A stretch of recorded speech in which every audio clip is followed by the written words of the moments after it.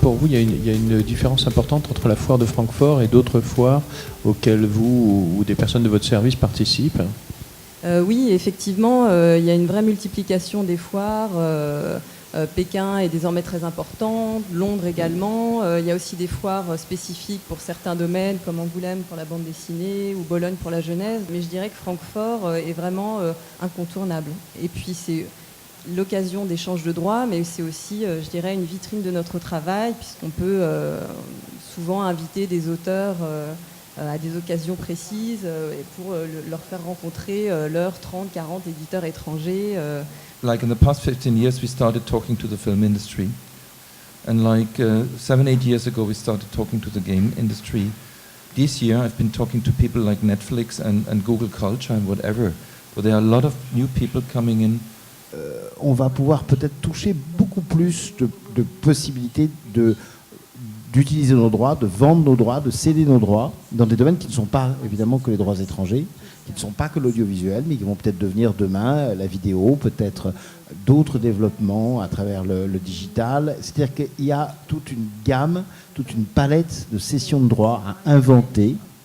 I liked this event a lot because it was very interactive. I had the chance to discuss it with 2 French publishers, being moderated by Livre Hebdo. It was very important.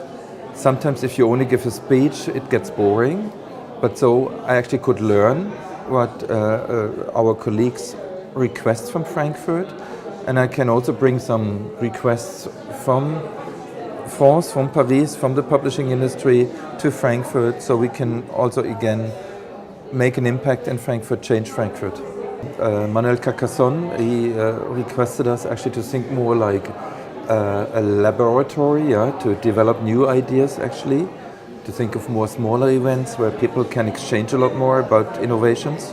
This is very important what I learned. Also about from our rights colleague about how important Frankfurt still is for the rights community, and even that they would like us to start earlier. This was very important.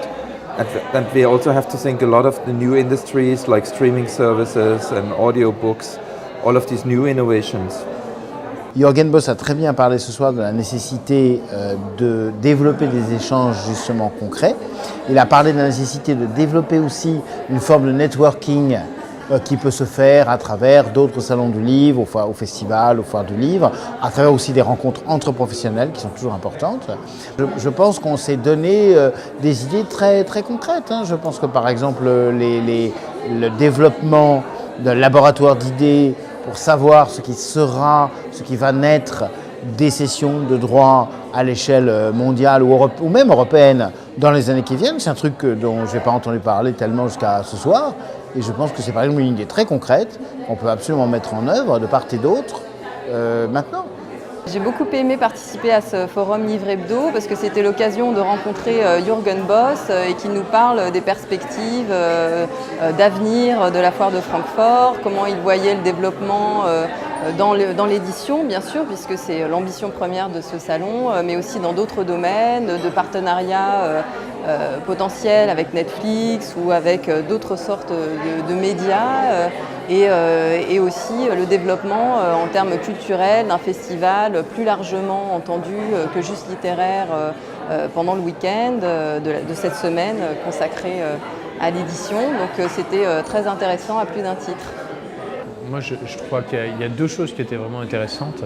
La première chose, c'est que c'est la première fois que Jürgen Boss, le PDG de la foire de Francfort, venait rencontrer dans un cadre de ce type, c'est-à-dire dans le cadre d'une petite réunion, des professionnels du livre français. C'est ce qu'il m'a dit avant la réunion. Il ne l'avait en fait jamais fait.